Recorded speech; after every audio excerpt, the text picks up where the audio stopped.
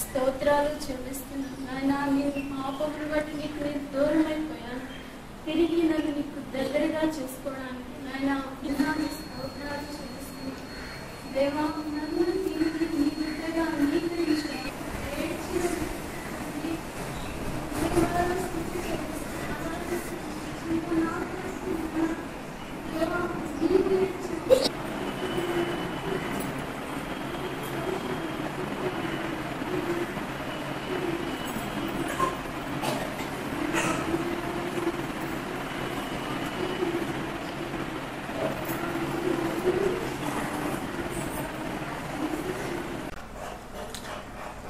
ఈరోజు కావలి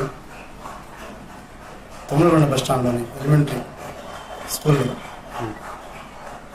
private electrical and plumber workers association నూతన committee ఎన్నుకోబడింది. దాంట్లో ప్రెసిడెంట్గా చేవూరు వరప్రసాద్, వైస్ ప్రెసిడెంట్గా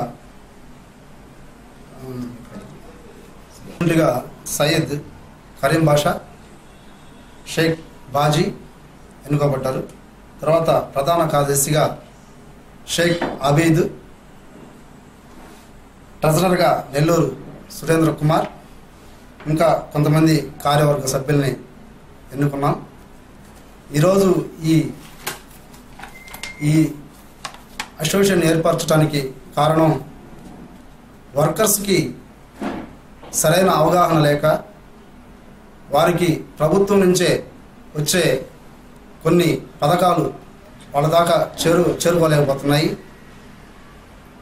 చాలామంది ప్రభుత్వం ఇచ్చే కార్మికుల యొక్క కార్డులను చాలామంది తీసుకోలేకపోతున్నారు. ఈ కార్డులన్నింటిని కూడా వాళ్ళకి ఇప్పించాలని మేము కూడా దానికి ఎంతో కృషి చేస్తాం. మా అసోసియేషన్లో సభ్యత్వం పొందిన ప్రతి ఒక్కరికి మేము కార్డులు ప్రభుత్వం నుంచి లబ్ధి పొందే ప్రతి ఒక్కటి కూడా వాళ్ళకి అందేలా మా అసోసియేషన్ ఎప్పుడు కృషి చేస్తుంటుంది కూడా. ముందు మా అసోసియేషన్లో ఉన్న నెంబరుగా ఉన్న ప్రతి ఒక్కరికి కూడా వారి సమస్యల పట్ల, వారి పని భద్రత విషయంలోనూ, వారి యొక్క సమస్యల పట్ల వెంటనే స్పందించి మేము ఎల్లప్పుడూ కార్మికులకు అండదండలుగా ఉండాలని మా యొక్క కమిటీని ఈరోజు ఏర్పరచడం జరిగింది. ఉండేటువంటి ఒక స్నేహితుడు ఉన్నారు. అయితే ఈ స్నేహితుడు ఎవరు, ఈ స్నేహితుడు ఎక్కడ ఉన్నారు, ఈ స్నేహితుడి యొక్క నేచర్ ఎలాంటిది, ఈ స్నేహితుడి యొక్క స్థావరం ఎక్కడ ఉంది అని సొలొమోను భక్తుడు చెప్పలేకపోయాడు. అక్కడ ఆ యొక్క వాక్యం ముగించాడు.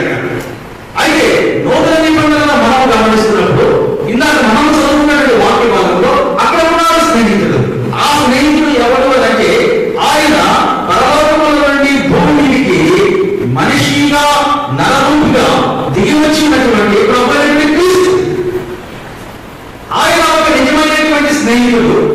తన యొక్క సంఘం కోసమై తన విలువైనటువంటి రక్తమును చెందించి ప్రాణపెట్టినటువంటి స్నేహితుడు. ఆ స్నేహితుడికి మించినటువంటి స్నేహితుడు ఈ యొక్క లోకంలో లేడు. మనం శారీరకంగా ఏదో లోకంలో జీవించుతున్నప్పుడు మనం ప్రేమించడానికి, మనకు తోడుగా ఉండడానికి ఎంతవరకు ఎక్కడ వరకు మనతో కూడా రాగలరు అని అంటే వారు కేవలము మరణం వరకే రాగలరు. అయితే మరణం తర్వాత మనల్ని స్నేహించేటువంటి ఈ యొక్క విమోచక స్నేహితుడు మరణం తర్వాత కూడా మనతో సహవాసం చేయగలిగినటువంటి గొప్ప స్నేహితుడు ఈ స్నేహితుడు. అందుకే ప్రభు చెప్పాడు మాట, నేను నా మందలో ఉన్నటువంటి నా గొర్రెల కోసము నా విలువైనటువంటి రక్తాన్ని నేను చిందించాను అంటూ ప్రభు అన్నాడు. అంటే నాలో సహవాసం చేయకుండా, నాలో స్నేహం చేయకుండా, నాకు వేరుగా ఉన్నటువంటి మంద ఉంది. ఆ మందలో అనేకమైనటువంటి గొర్రెలు ఉన్నాయి. కాబట్టి ఇప్పుడు నా స్నేహము కేవలం ఈ ఒక్క మంద కోసమే నేను స్నేహం చేయడానికి రాలేదు. కానీ నాకు దూరంగా ఉన్నటువంటి మంద నిమిత్తం కూడా రక్తం చిందించాను. చేయాలని, ఆయన నిలబెట్టాలని, ఆయన కొరకు నేను సాక్షిగా నిలబడాలి అంటే ప్రభువు చెప్తున్నాడు, నీవు కష్టపడుతూ ఉన్నావు కదా, నా చిత్తాన్ని నెరవేర్చడానికి వేచి ఎదురు చూడు.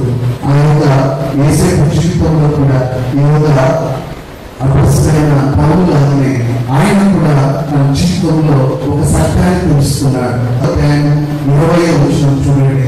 ఆదికాండం 50వ అధ్యాయం 20వ వచనము, మీరు నాకు కీడు చేయాలని ఉద్దేశించింది కానీ మీరు జరుగుతున్నట్లు అనగా బహు ప్రజలను ప్రకటించినట్లుగా అది మేలుకే దేవుడు ఉద్దేశించను.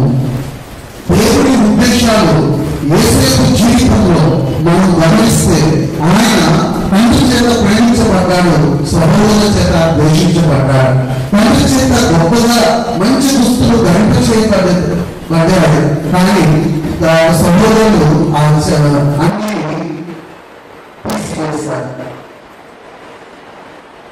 ఆయన చనిపోయేటట్టు చేశారు. ఆయన